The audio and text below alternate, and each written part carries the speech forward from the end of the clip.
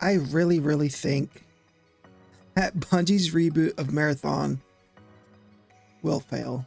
It's a game with a name that carries no cachet from a studio that has burned down its bridges, rebuilt them, fucking burned them again. And let's be real, it's just the latest game in a conveyor belt fed monstrosity called live service games that we're all just kind of getting tired of, or we just have the ones that we like to play. And come on, it's just another one. So, how did we get here? Because Bungie was once the undisputed king of not just console shooters, just shooters, period. They revolutionized first-person shooters on Xbox with the original Halo. They built on that with Halo 2, Halo 3. Every Halo game just kept getting bigger and bigger. And Bungie was literally riding the crest of the wave of goodwill from consumers literally all across the globe. But everything changed when they moved on from Halo and launched Destiny. While the original Destiny had a rocky start, it did find its footing. And Destiny 2 promised to refine that experience even further. However, over the years, Destiny 2 has become a symbol of the live service struggle, plagued by content vaulting, aggressive monetization, inconsistent storytelling, and a roller coaster of balance issues. Despite moments of really solid, gameplay and gameplay design like the Taken King and the Witch Queen, the trust Bungie once commanded has steadily eroded away. So now with Marathon, Bungie is attempting to reinvent an old IP into a completely new genre, extraction shooters. Why did they choose extraction shooters? I don't know. Something tells me somebody in a suit and tie up at Sony said, hey, we need a live service game because fucking Concord fucked us in the ass. So, at a time when player patience is at an all-time low, that's the road they went to. And this is where the red flags begin to stack up.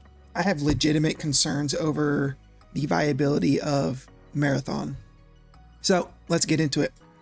First off, the original Marathon trilogy was a beloved cult classic in the 90s, but let's be real.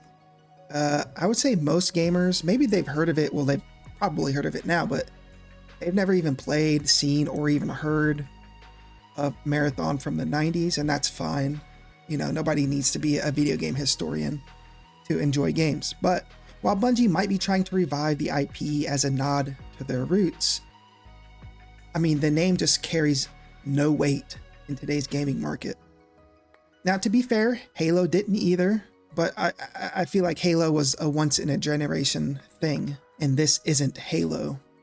This isn't even System Shock or Deus Ex, where there's a consistent thread of nostalgia and legacy influence. The people who do remember the old Marathon games are, probably not the same audience who are into modern extraction shooters. So who is this game exactly for? That lack of demographic clarity is a huge red flag.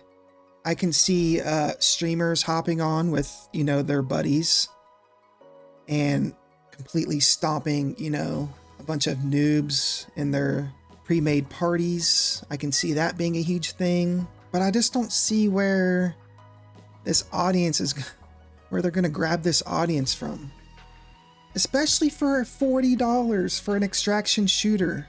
I would have had actually a lot more faith in the game if it was just straight up free to play. The shooter genre, whether it's hero shooters, battle royales, just regular arena shooters, or extraction shooters, come on, they're a dime a dozen. They really are.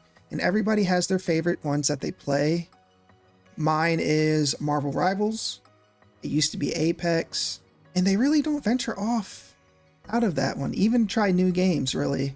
So it'll be interesting to see how they pull in new players from the live service games that they're already committed to and sank money into, because you're going to need a big hook to pull people away from those games, like people who aren't streamers and have a bunch of money. Now, let's get on to this extraction shooter thing. Bungie built its reputation on strong PvE-focused experiences.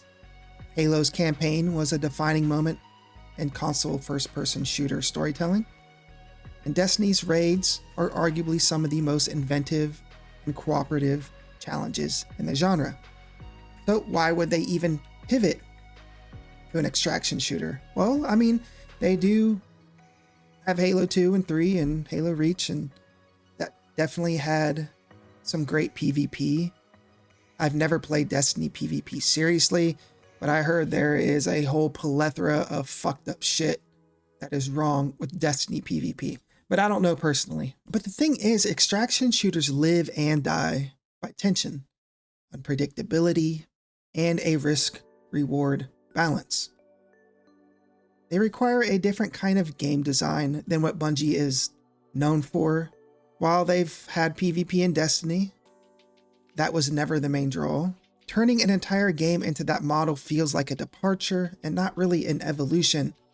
It also raises the question, does Bungie truly understand what makes an extraction shooter great? Because the space is super competitive, unforgiving, and filled with games that do it pretty damn good. And they're going to have to really, really bring their S-tier gameplay if they really want to compete.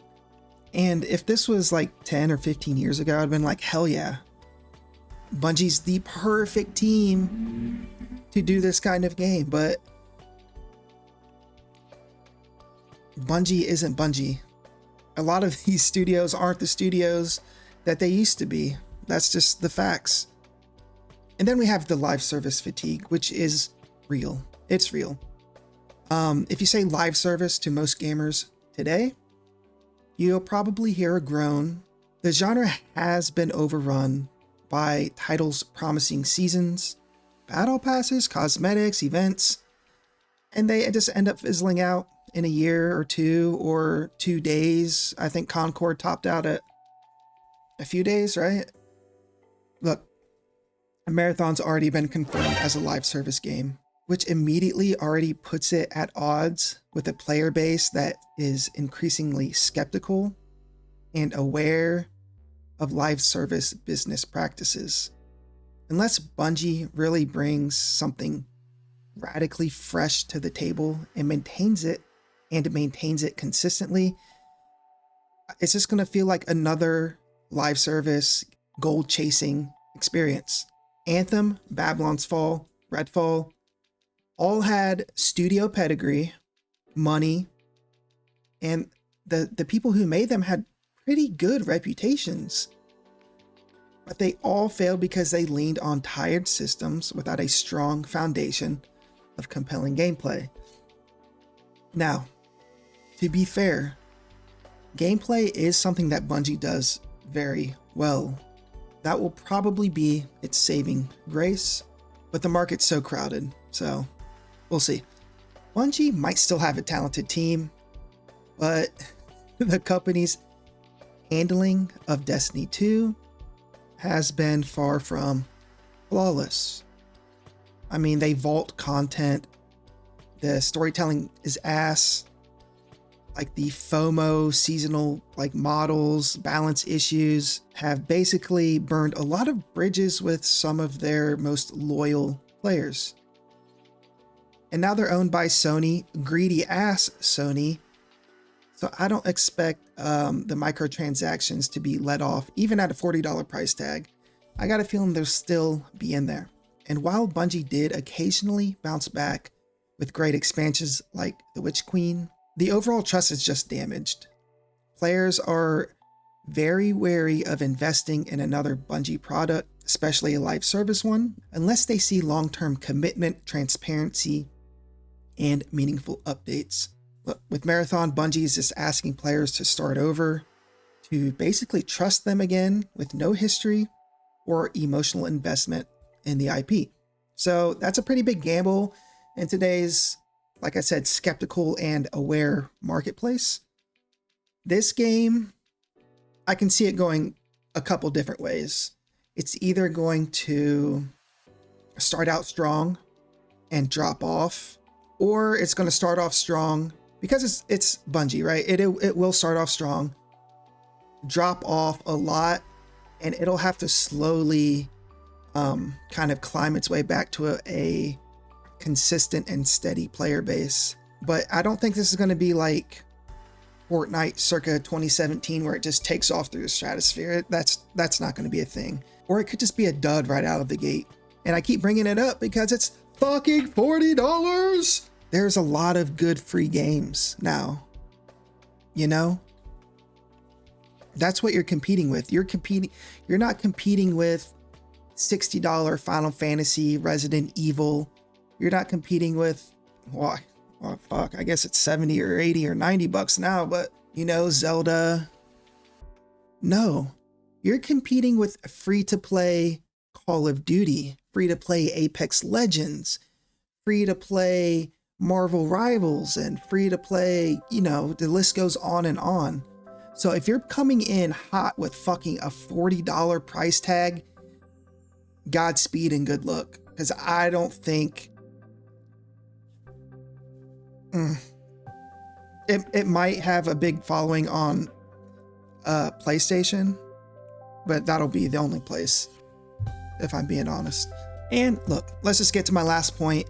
It's lacking identity. From the trailers and the early reveals, Marathon does look stylish. It's sleek. It has like a neon sci-fi like aesthetic and kind of like this mysterious tone. But style isn't substance.